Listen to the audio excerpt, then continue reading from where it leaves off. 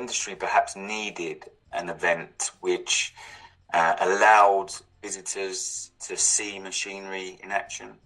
It allowed exhibitors to really show off their products, because with the current climate of the industry event shows, no other event enabled that to happen. So we really looked at what was needed and made it happen, basically. We listened to exhibitors, we listened to visitors, and that really was how Groundsfest was born.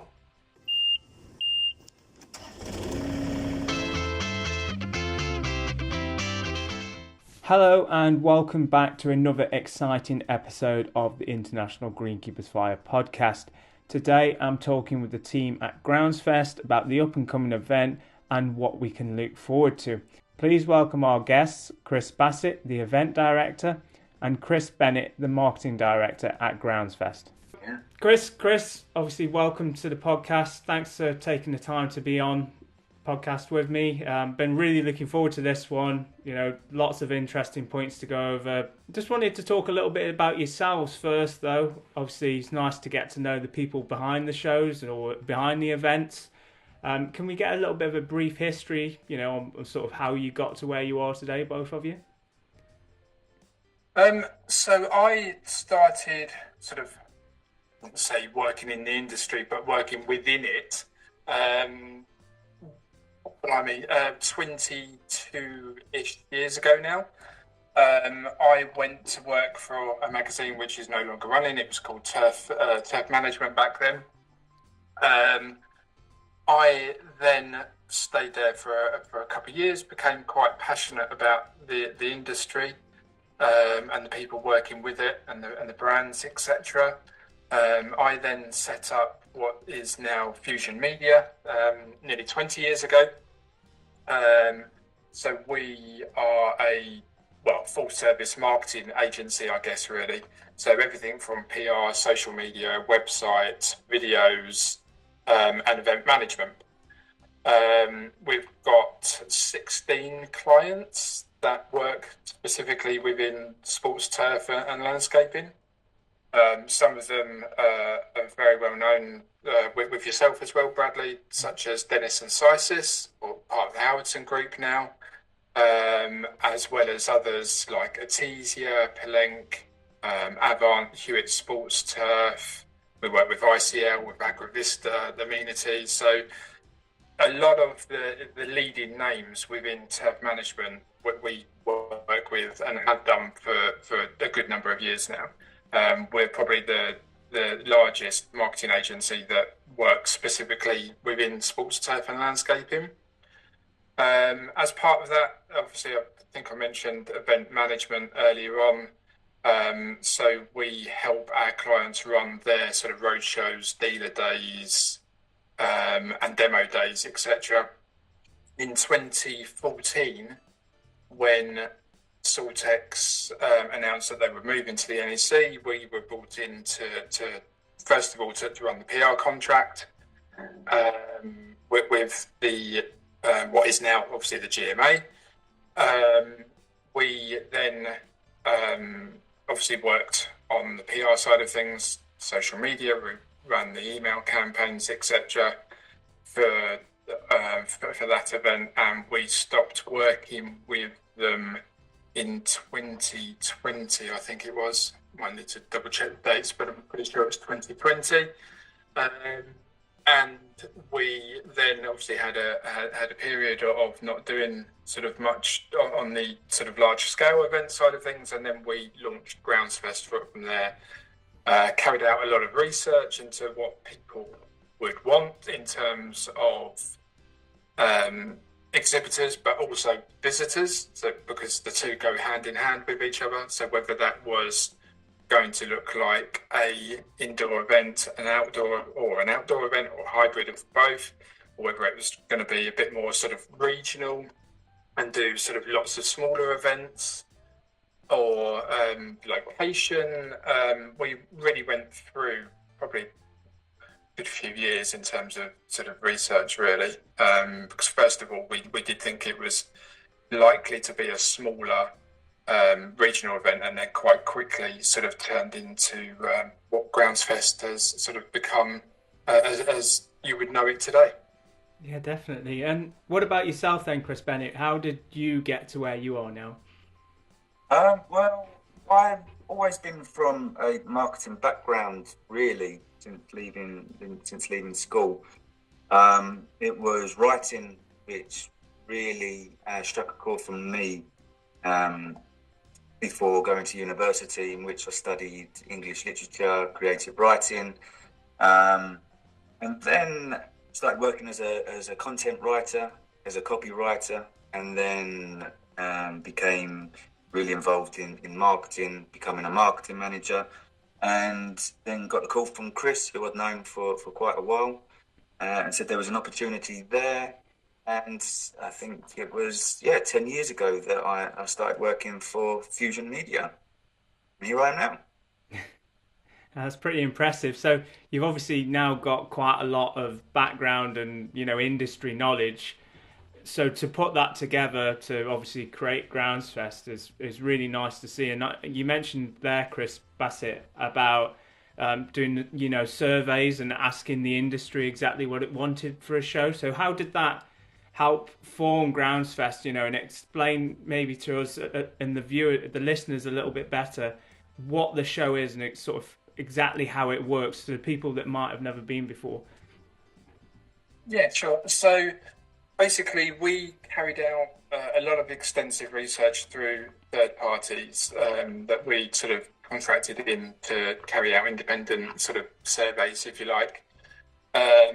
We've been to a lot of events all around the world, especially obviously in Europe, and we thought that we would obviously put it out to the surveys to see what they came back with, whether that be indoor, whether that be outdoor, whether that be a hybrid of the two, locations, time of the year, etc., etc. And it was really important for us to get a well-rounded sort of report back that included both exhibitors and visitors, because they might not want the same thing, and generally they don't. But we've obviously tried to, or what we've done with Groundsfest is to get a mix of what everybody would like to see in events. That led us to going indoors and outdoors. There was two or three standout times of the year for the industry, which was January, February time, and then September. Obviously, if we wanted to have an outdoor element to the show, so we was never going to go for Jan Feb. So obviously that left us with September as a standout month as well, and also we wanted to allow both visitors and exhibitors the maximum amount of time between the shows as well. We looked at different locations. Obviously, the reason why we chose Stoneleigh was because it gives us a really good access point, being middle of the country, and it's got abundance of outdoor space for people to get sort of hands-on with equipment, for the exhibitors to do live demos, and to also allow visitors to get hands-on and test the equipment themselves, not just watching the reps do the demos, which happens all over Europe, and we was obviously keen for it to happen at Groundsfest as well. So that's where we got to in terms of the location.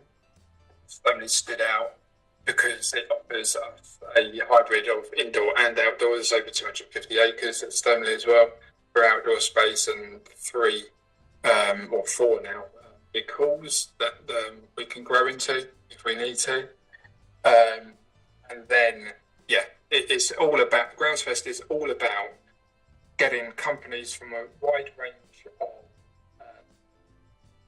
range of industries as well. So it's not just focused on a certain sort of element within sports turf.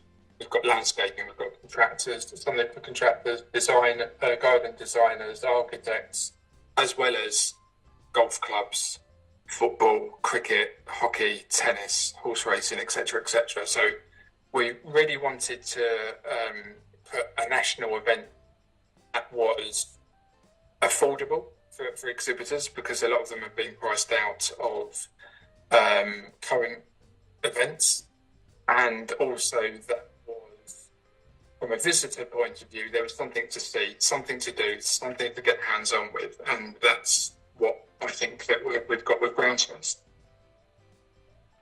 So I suppose Groundsfest really was the first show last year, but it's been a lot longer in the making. It's always been an idea, and with that, I suppose we've really become passionate about the industry. We've got many clients ranging from a wide variety of sectors, but we've also got event experience as well.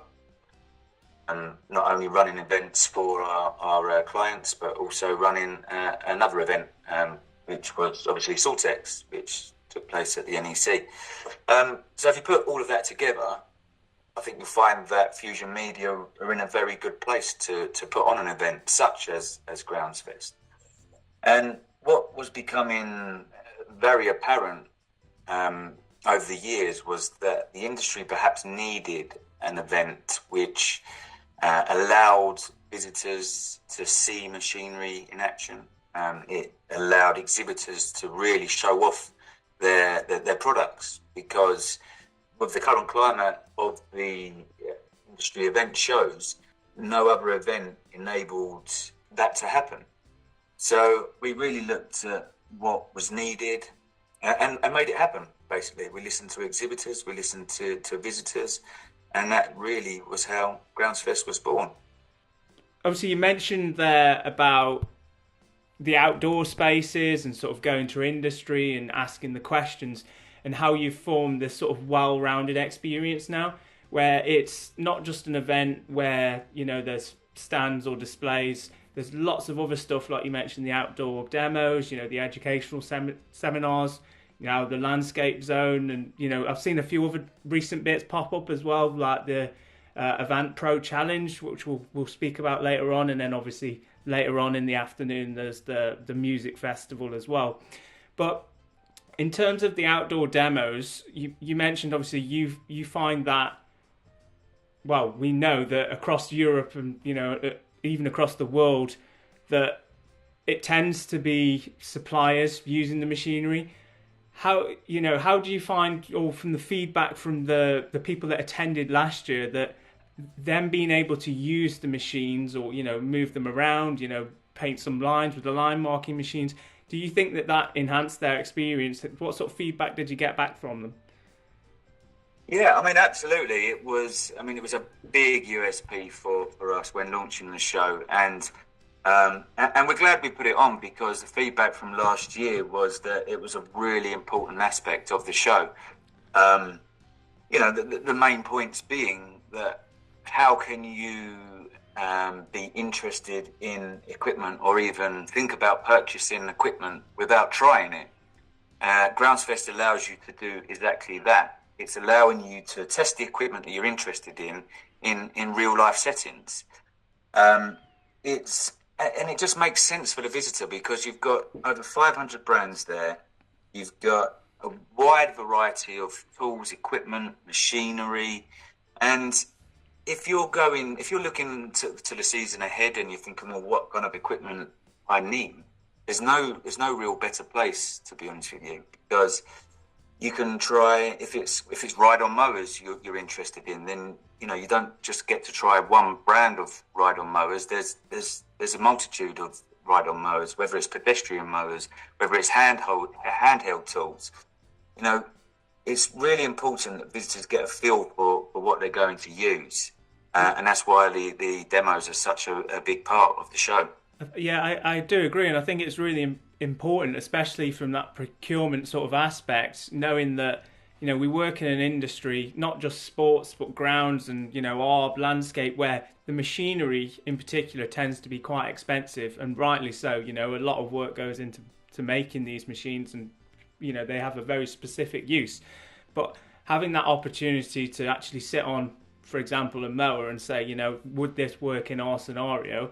Having a bit of a play around with it, I think is pretty much, you know, priceless to the person who's using it, because it's like, it really does give them the opportunity to say, actually, I think this one might be better than the other one. And as you say, with 500 plus brands there, you know, they get the opportunity to speak to multiple brands as well. You know, they're not just narrowing down to one supplier. So that, I think that's, it's a really good point for the show. Sorry, I was just going to say it's a big time saver as well, because if you think about people that work at their own individual site, they might have with different suppliers or different manufacturers and arrange, you know, different days for different demonstrations. You know, so by coming to Groundsfest, you're going to be saving a huge amount of time because you can test them all in one day. Yeah, exactly. And then even off the back of that as well, you've seen it. You know, actually, let's do another demo on site later on.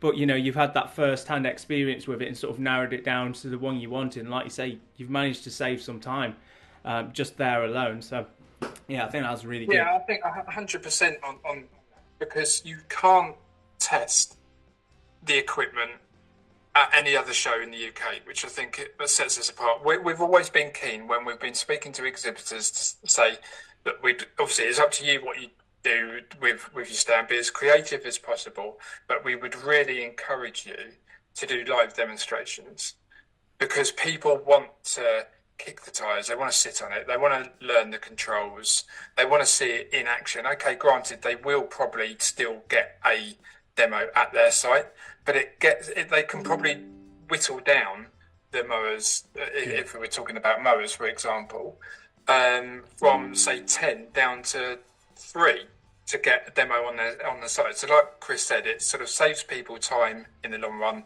Take a day out or a couple of days out to come to Groundsfest, whittle down your shopping list, if you like, bring your whole team, let them see what is on offer as well, because there'll be a lot of brands that people have probably never heard of as well for a number of years. And then see what the offerings are, get on them, try them out, and then make a decision from there.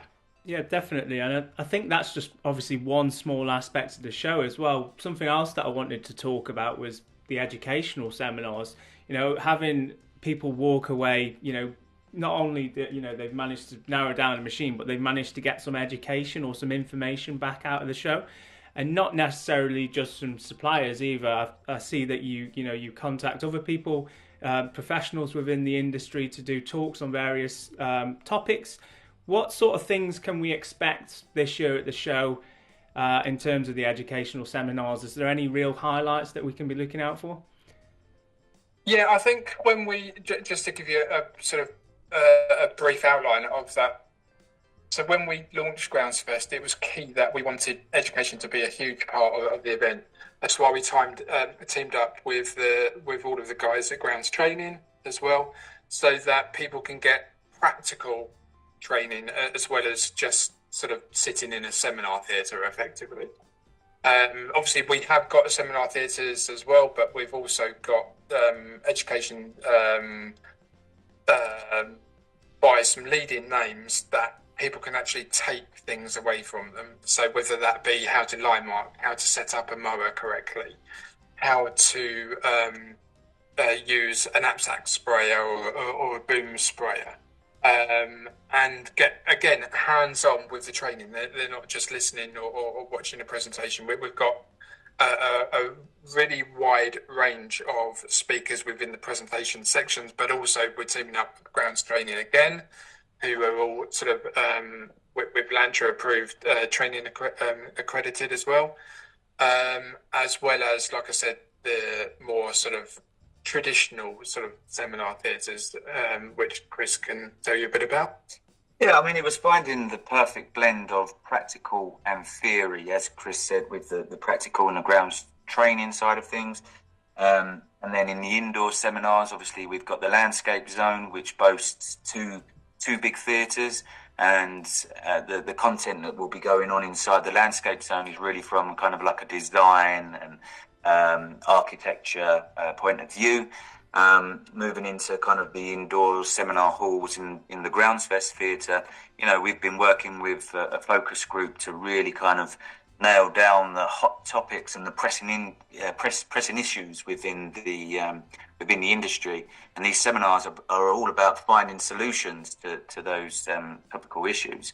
So we've got some great speakers which are covering topics such as the glyphosate, which, as we know, is huge within the industry. We've got weed management, we've got integrated turf management, we've got how to choose the correct grass seed. So there really is a wide variety of topics that will help people no matter what sector they're in. And the beauty of the Groundsfest education as well is it's not just aimed at those at the top. There really is something for everyone, and Groundsfest is all about encouraging those in the top positions to bring their team. So they can bring their apprentices, they can bring their deputies, because there really is something for everyone. Yeah, I think that's really important. As you say, education is the way forward for pretty much any industry, really. Whether that's bringing people into it or training those already in, and upskilling. But like you say, not just the managers either, the apprentices, the whatever, the people in the middle, your assistants, your first assistants, deputies. There's going to be something for everyone at the show. So like you say, from the seminars to the actual hands-on setting of machinery is a big one. I see it quite often, machinery delivered, or people actually end up in a position where managers left or they were unwell and they've had to step up and take on a role. So, and then they haven't had the chance to pick up these hands-on skills or maybe gather some of the information. So it's a great opportunity for them to come together and sort of gather some of this. And even if they only take away a little snippet of it, I think it will be really valuable to them. But obviously, you mentioned a little bit there about the landscape zone. Wanted to talk a little bit more about that, because obviously it's not. My background is through horticulture, greenkeeping and sports turf, and probably the vast majority of our listeners will be similar. But we also do a lot of work within landscapes. A lot of us end up doing fences, planting hedges, making borders, big planters, those sort of things. What else is going to be in that landscaping zone then? Well, do you know what? The feedback from the landscape zone last year was incredible, really, because obviously the majority of people that work in grounds, if you like, I think it was really refreshing for them to come and see an aspect of the show which really offered an even wider variety, which perhaps say if it's a sports team, for example, they might have a specific landscape department which focuses purely on the design and the architecture side of things. So it really opened up a number of doors, and makes it Groundsfest as a whole appeal to an even wider industry. So in there, you'll be able to kind of see street furniture, you'll be able to see decking, you'll be able to see things about lighting, you'll be able to see exhibitors with paving.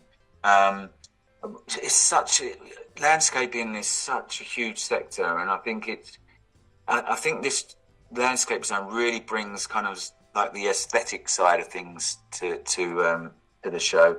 And the seminars, I really like to just emphasize about the seminar content that's going on within that zone, because there's some great speakers in there. Everything from kind of like pollinators and how to run a successful landscaping business, everything from decking, and it really is a must attend if you're going to be visiting the show. Yeah, no, that's really good. And like you say, I think landscaping in terms of the sports turf world as well is no longer this sort of tacked on part of it. It now is, fundamentally a part of what people end up doing day to day, when they'll go from mowing the sports fields in the morning to the afternoon, they're doing project work, and they're on the diggers and making things. And so again, another opportunity to learn and take in some more insightful information from the show. I think also, obviously, you know from visiting sites, Bradley, that obviously how many training grounds do you go to that the landscapes are manicured now. not just obviously the pitches that the players train on. The whole site looks like it could be dropped into Chelsea Flower Show now. Yeah. So landscaping is a huge part of the industry. So like Chris touched on, whether it's plants or topiary, we've got a topiary masterclass. Oh, wow. Within the education zone of the landscaping zone as well. So when we say there's something for everybody, there really is something for everybody at Groundsfest. No, that's really good. It was really good. And like you say, yeah, I've been to some training grounds of old where it is you do just driving and it's turf, but then now the newer ones, especially the ones that are being built, you know, like you say, you drive in and it's just the landscape, you know, incredible buildings, planting around them, trees, and it's just sort of that wow factor. It's almost a show to drive in and sort of build an experience for the people visiting or, you know, attending. So again, yeah, it's great to have that sort of stuff at the show. In terms of what else is going on at the show, obviously you've got the Machinery Nation Live and the Avant Pro Challenge. Do you want to talk to us a little bit about what exactly those are? Because, to be honest, I don't know myself either. Yeah, I mean, again, it's about putting on exciting hands-on features for visitors. You know, we're an outdoor practical industry. You know, we really want to get hands-on with tools. We want to see the best tools in action. So, starting with Machinery Nation Live, which is brought to the event by the YouTube channel, which is James Hayes from Machinery Nation. We've got thousands upon thousands of followers, and it really struck a chord with them just walking around the show last year. So what they're going to be bringing to the show is almost like a battle of the brands. So they're going to be putting the best brands against each other to see which one comes out on top. And this is going to be through a series of kind of entertaining challenges, whether that's kind of time trials or obstacle courses, or I think there's even a chainsaw challenge as well. So we're expecting that to be really popular with the visitors. But not only that, there's going to be challenges that visitors themselves can get involved in. So, you know, you might have some colleagues that might want to compete against each other to see who can finish the challenge first. And there's going to be some great prizes as well for those who come out on top at the end of the day. And then there's the Avant National Challenge as well. So obviously Avant do leading loaders. It's a brand that's really taken off in the UK now. And they've got over 200 attachments which are going to be brought into the challenge as well. And that's going to be an obstacle course where people will be timed. Again, it's going to be really fun. It's going to be tricky, but it's going to be prizes to be won. So 2 big features, two new features, which we're really excited about. I think that's the thing. Like every year we try and bring a new element, rather than it just become a stale show every year. There'd be something new for visitors and for exhibitors to experience each year. So obviously those are 2 of the new features. Yeah. We've made small tweaks to the entrance layout from last year, something that we learned. So we've made some small tweaks, but it's all about bringing something new, keeping the event fresh, and keeping people wanting to come back each year. Well, you're certainly getting me interested in the event and excited for it, especially those challenges. I might consider entering myself in those. Pretty much the last thing, obviously, at the end of the show, obviously there is the music festival, which was obviously publicised last year and was part of the show as well. But obviously completely different to what's been done before. You know, we all know the usual show sort of or event way of things. So I found it really refreshing from my aspect that, you know, everything was there on site and all kept together, and, you know, it was a mix of exhibitors and those attending, you know, sort of gathering together. And then, yeah, I want to talk a little bit about that. So what can we look forward to in the music festival? You know, is there going to be food? Is there going to be, you know, anything else exciting that's going to be happening there? Yeah, so the whole idea behind the fest part of Groundsfest was to allow exhibitors and visitors to unwind a little bit after a busy day at the show, continue networking, grab some food, a couple of drinks, and enjoy some live music, and just sort of relax while continuing discussions or just having sort of some chats with the rest of their team or their friends within the industry, really. So that was the whole sort of idea behind the festival side of things. We had a lot of great feedback from the acts that we had last year. So Queen, in particular Freddie Mercury, not the real Freddie Mercury, I hasten to add, but tribute Supersonic Queen went down really, really well. So we've decided to bring them back for this year. We've got some other great lineup in terms of DJs and live bands as well. But we're also adding in something new this year, which will be bumper cards for people to try out, which is all completely free for everybody. So just to give you sort of a breakdown, really, the festival is completely free for everybody to attend. So there'll be a wide range of foods, whether it be sort of Asian pizzas. I don't know what else we've got there. Chinese and Chinese. So there's something in terms of food for everybody. There's bars there serving alcoholic and non-alcoholic drinks throughout the evening as well. Festival this year starts from 4 o'clock, sort of a bit of slower start into it with the DJ before going into the live bands from 5 o'clock when the exhibition side of the event finishes. There is also a happy hour this year that will take place from 5 till 6, where all of the drinks will be 50% off for visitors and also for exhibitors. Probably just like to give a shout out to a company that we're working in partnership to be able to put the festival on this year, which is Cress as well. So that they're sponsoring the event, which enables us to sort of to make everything sort of free in terms of attendance for visitors and also exhibitors as well. No, that's brilliant, and it's like you say, one of the big things there is networking. To people have the opportunity to stay around and have that sort of less formal conversation with people, whether it doesn't have to be product or peer to peer, it can just be where have you been on holiday, just talking, building relationships, because as we always say within this industry, you never really know where you're going to end up tomorrow. You might end up working in one of these places, you might end up working with one of these people in the future, so it is always good to get people, mixing and mingling and chatting, and obviously being at, a great event and festival like what you're putting on. So, last few things from... Sorry, Chris?